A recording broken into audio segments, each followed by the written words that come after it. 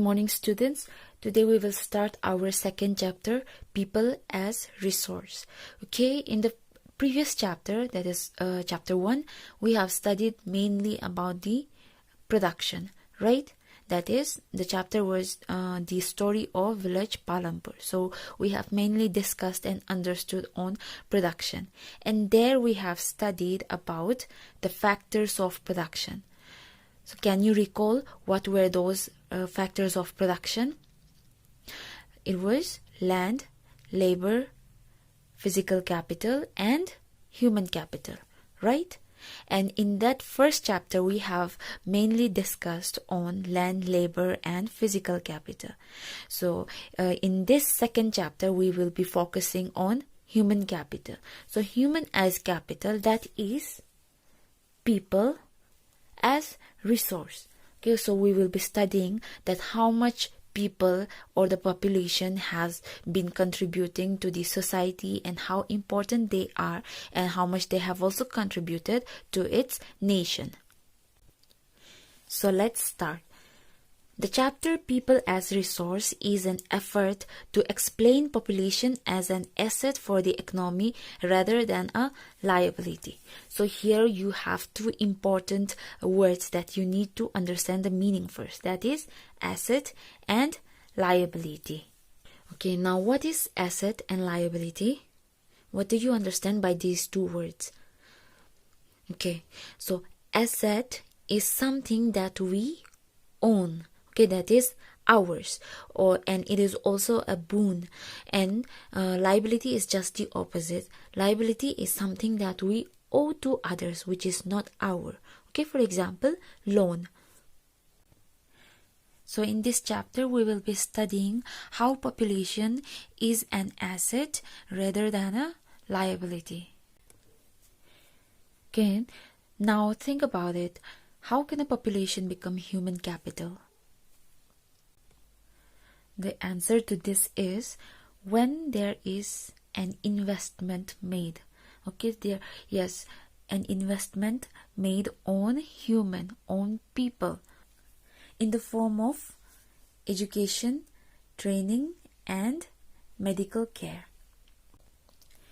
These three words are also important. Always remember this. Okay, education, training, and medical care. Okay, a person or a population who is becoming a human capital, they need this. Okay, they need this so that they can contribute to the society by getting a job. Okay, for that, one has to get education. Okay, so getting education means getting training further and also being healthy. Okay, medical care, that means being healthy, having a good health. Okay, without having a good health, one cannot use its ability to do anything. So one has to be healthy and one has to be educated to get that skill. Okay, to get that skill and use that skill and whatever knowledge they have gotten from the education, and they can use those to get a job or to do any kind of activities that is contributing to the society. Okay, and here, people as resource. Okay, who are those people? Okay, those people are especially the working people. These are the people whose skills and abilities, whatever knowledge they have, they contribute to gross national product. That is the overall production of the nation. So likewise, like the other resources, so population is also known as human resource. Okay, be clear with that. Now think about this. To increase the production, what steps are being taken by the people? They will invest, right? They will invest money on the capital, such as those fixed capitals, tools, machines, buildings. Remember those examples? Okay, so they will invest in that, and by using those modern farming method, the production will be increased from a single piece of land. So just like that, some investment has been made to the human resource to develop them. Okay, to develop them so that they can become more educated and healthy. Okay, so this process is called as human capital formation. And the investment in human capital, it always brings a return. Okay, it brings a return, it brings a profit, just like investment in physical capital does for the production. And this we can see that the person, the one who is more educated and has the knowledge and skills and abilities, they are likely to get such jobs where they earn more money, right? So that can be seen easily from the one who is skilled and knowledgeable, and comparing to the one who is illiterate.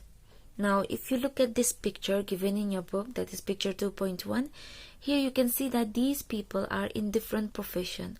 So here we have doctor, teacher, engineer, and tailor. Okay, now can you explain how they are an asset to the economy? Remember what was asset? Okay, so how are they an asset to the economy? How are they contributing towards the society? Okay, so they are in different profession. They earn for themselves. Okay, they earn a good amount of money for themselves, but apart from that, they are contributing to the society through giving services, right? They are giving services, and they are working for themselves. They are working for themselves and earning, but in turn, the people are also getting the advantages of their services. Okay, such as doctor treating the patient, the ill ones, they are getting medicines, they are getting treatment so that they can become healthy again. Okay, and you students, okay, also you students, for example, are getting the advantages of getting the knowledge, skill you are learning. Okay, in every stage, in every class, you are learning something and growing. Okay, so as the engineer is contributing to the society, and by repairing things, by building and constructing dams, roads, buildings. Okay, so, and the tailor is making clothes for you, the uniform that you are wearing, the civil clothes that you are wearing. Okay, so everything, they are connected. So you can see how they are a boon, a gift to the society, right? So now, among among those factors of production, land, labor, and capital, so which one is the most important, do you think? They have their own importance. We can understand that all of them have their own importance, but if you compare, which one is the most important one? Okay, the answer to that is human capital. And why do you think so? What can be the reason? Come on, think. Okay, you have the answer here. You can find the answer in this. Here, see. In fact, human capital is in one way superior to other resources like land and physical capital. Human resource can make use of land and capital. Land and capital cannot become useful on its own. Okay, understood? Land and capital cannot become useful on its own. That is physical capital we are talking here. Okay, the physical capital. So it is the human, right? It is the human who uses them.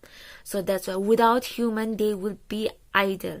There would be no use. Okay, we would not understand the importance of land and other physical capitals. Okay, it is the human who uses them and has given importance. So that's why that is the reason why human capital is one most superior and the important one in comparison to land and physical capital.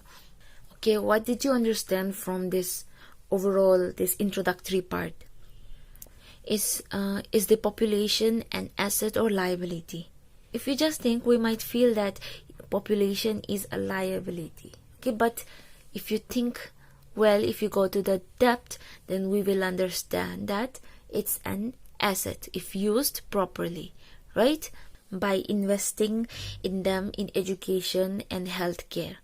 So population can be a huge asset for the country. We can understand this topic better by understanding two stories. Okay, story of Sakhal and story of Vilas. First, we will look at the story of Sakhal. Okay, there was a village called Simapur where both Vilas and Sakhal, they lived. They were friends. Okay, so Sakhal was a 12-year-old boy. Okay, he had his mother Sheila who did household work, domestic chores, that is the household work, and Butta Chaudhary, his father. Okay, his father Butta Chaudhary, he worked in an agricultural field. And besides that, Sakhal, he also had a younger brother and sister. Okay, younger brother Ch-2 and sister Ch-2. And also he had an uncle, and his uncle Shyam, who had passed the matriculation examination, that is up to class 10, but he did not have any job. Okay, he did not have any job, and he was just sitting in the house. So sometimes Sakhal would help his father, and also his mother. But his father and mother, they wanted Sakhal to study. Okay, he wanted Sakhal to get education, to go to school and complete the study. Okay, that's why they sent him to school, nearby school in village itself. So he joined the school, and then after that, after his higher secondary studies, that is class 12. Okay, so after his higher secondary studies, his father wanted him to study further. Okay, to pursue further courses, and that is vocational course such as computers. Okay, such as computers. And to do that, his father had worked hard, and he had even taken loan. Okay, he had even taken loan to educate his son. Okay, so after that, Sakhal was also a very hardworking, and he was really interested in studying. He has completed his studies, his course, and after which he got a good job. Okay, he got a good job, and he had used his abilities, his creativity, and created a software. Okay, he has even created a software, and which has increased the business, and his boss was obviously happy with that, and he had also rewarded Sakhal for that. Okay, he was getting a salary for himself, but as he had designed a software which had increased the profit of the company or of the business he was into, his boss had also rewarded him by giving a promotion. So this was about Sakhal. Now look at the story of Vilas. Vilas was an 11-year-old boy residing in the same village as Sakhal, that is Simapur village. Okay, so Vilas's father Mahesh was a fisherman. So Vilas's father was a fisherman, and he passed away. Okay, he died when Vilas was only 2 years old.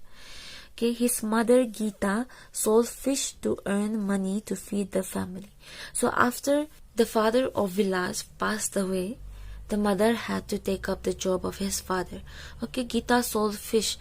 So she would bring some fish from the landowner's pond, and she would sell it in the nearby mandi, that is nearby market. Okay, sabji mandi. So she could earn only rupees 150 a day. Okay, in one day she would earn 150 rupees. Okay, so Vilas was also unhealthy, and he became a patient of arthritis. So his mother could not afford to take him to the doctor, as she earned only 150 rupees. Think how she would use that money. She also has to feed her family, right? To her children. She could not take Vilas to the hospital, and also she could not educate him. On top of that, Vilas was also not interested in studying. But instead he helped his mother in cooking, and also he looked after his younger brother Mohan. Okay, so one day his mother fell sick. His mother fell sick, and as there was no one to look after her, Vilas had to take up the job now. Okay, Vilas had to sell the fish in the market and look after his younger brother. And just like his mother, he would not earn much. Okay, he would earn a very little amount, only a meager income. Okay, so what are the difference between those two friends? Okay, here we have seen that Sakhal had the opportunity to go to school, and Vilas, he did not go to school. Sakhal was also interested in studies, but whereas Vilas was just the opposite. He was not even interested in studies.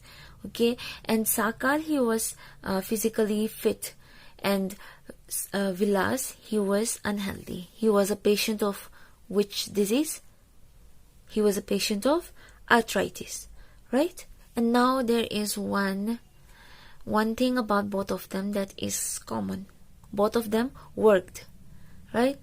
But what kind of work they had, and how much did they earn? In case of Sakhal, he had gotten all the education by which he had the knowledge, and he had done some sort of this course, also vocational course in computers, right? And so because of that, he had got a good job from which he could earn a higher amount of money, and also he was promoted, right? But in case of Vilas, he had taken up the same job as his mother, and he could earn very small amount of money. So that is one big difference when one gets educated and one does not. Okay, the skill and ability, it lacks in them. So therefore, in the case of Sakhal, several years of education that had added to the quantity of labor, and this has enhanced his total productivity. Okay, total productivity adds to the growth of the economy, that is contributing to the economy of the nation, that is the what we have studied earlier, GDP, gross domestic product. Look at this line, this small paragraph. That's why investment in human resource, okay, through via education and medical care, okay, can give high rates of return in future. This investment on people is the same as investment in the land and capital. Okay, this we have understood from the story of Vilas and Sakhal. Okay, how investment can lead a person to which extent one can use its abilities and skills. A child too with investments made on her education and health can yield a high return in future in the form of higher earnings and greater contribution to the society. Okay, this we have understood. Now, those educated parents, who know how important education is and how important health is, they are conscious of the nutrition and hygiene. Okay, they will also take care of the needs of education and good health of their children, right? And by doing that, we have seen that it brings a great return in the future. Okay, their son or daughter, the children can earn or make a good future for themselves and earn well and bring or contribute to the society, and also take care of the family, right? So that cycle, okay, that cycle of those educated parents that is passed on to their children, that cycle goes on, and that cycle is known as virtuous cycle. Okay, it brings positivity. And in contrast, or just the opposite to this, is the vicious cycle. Vicious cycle, it is when those parents, okay, those do not have the knowledge, those are uneducated, and those themselves are lacking in hygiene. Okay, those who are not healthy themselves. We have seen this in the case of Vilas, right? So their future most likely is not seem to be advanced, seem to be developed. Okay, they will there. For example, you can take another example that that there are some profession. Okay, there are some profession that is mandatory for their upcoming generation to take the same job as their parents, no matter how small or big it is. So they will be earning same as their parents. That is a small amount of money. Okay, so they are not going, or they are not developing themselves in other fields. Okay, they are not taking up any other course. So that cycle continues in their generation to generation and within their family. Okay, then they can either contribute a very little to the society, to the nation, or not at all. Okay, so that cycle is called as vicious cycle. I hope you all have understood the topic human resource and how important they are. And now we will move on to the next section, that is economic activities by men and women. Okay, there if we look around, there are so many activities, okay, that is going on. So these activities are categorized. Okay, they are classified into some types, so we will study about that in here. In the case of Vilas and Sakhal, people have been engaged in various activities. Okay, we saw that Vilas sold fish and Sakhal got a job in the firm. Okay, they are doing different kinds of job. Okay, we have discussed this in detail already. Now, the various activities have been classified into three main sectors, that is primary, secondary and tertiary. Some examples of the primary sector is agriculture, forestry, animal husbandry, fishing, poultry, farming, mining and quarrying. Okay, now you can differentiate from these examples, given examples. Okay, now manufacturing is included in the secondary sector. Okay, manufacturing. Okay, so for this tertiary, examples are trade, transport, communication, banking, education, health, tourism, services, insurance, etc. Can you differentiate what is the difference between them? How are they? How and why are they classified into these three sectors? You can also look at this picture, the picture given here. Can you classify them into primary, secondary and tertiary? From the given example in your book, you can easily classify them. Okay, but always understand that primary sector, it involves with the very land, the very first source. Okay, the very first source. And secondary, it involves the work of manufacturing. Okay, the work done in factories. Okay, the manufacturing works. And tertiary involves all those services, all those work that is further carried out after manufacturing. Okay, now the activities in this sector result in the production of goods and services, right? Goods that are it involves the production of goods and services. Okay, always keep that in mind. So these activities add value to the national income. Now, what is national income? It simply is the income of the nation. Okay, whatever income has been generated within the nation. Now, don't get confused with the national income and gross domestic product. Okay, gross domestic product was the production. Okay, the production, and national income is the income, the money. Okay, and these activities are called economic activities. It is divided into two parts, that is market activities and non-market activities. Okay, from this you can easily understand market activities. It involves money. Okay, it involves money, that is remuneration to anyone who performs. That is activity performed for pay or profit. Remuneration simply means the wage, the money, the salary that they are getting from whatever work they are doing. Okay, those activities are called non-market activities. Now, non-market activities are those activities who does production for their self-consumption, for their self-interest. Now, after talking about the activities, so we will look at the activities performed by Sakhal's and Vilas's parents. Okay, so Sakhal's mother, she was a housewife. She used to work at home and she was not paid anything for her work. Okay, and Sakhal's father, Butta, he cultivated in the field. That means he was a farmer, right?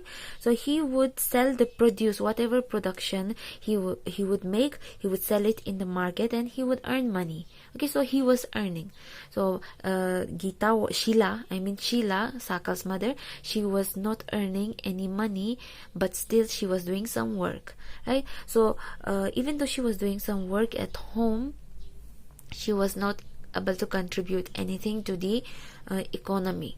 Okay, but Sakhal's father, Butta, he would earn money and contribute to the economy. Now, Vilas's mother, Geeta, she earned some amount of money, right, by selling fish, even if it was a very less amount, but still she earned some money, right?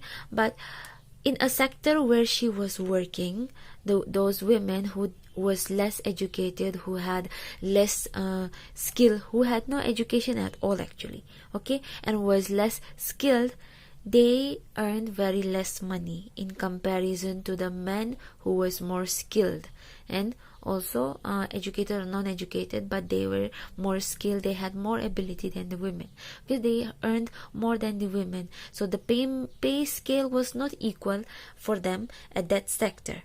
But if you look at those women who are educated and who are skilled labor and who had that knowledge, so who have that knowledge, so they are paid equally as men. Okay, equally as men in the organized sector, that is in government officers, in those any government jobs, they are paid equally. So it's just a matter of how educated and how skilled a person is and how much they are able to use their abilities, their knowledge, their capacities. Okay, that's why education is very important, and also health, right? We have studied these two so far in this chapter. So for today we will stop here, and other topics we will discuss in the next class and in the next video. Okay, thank you.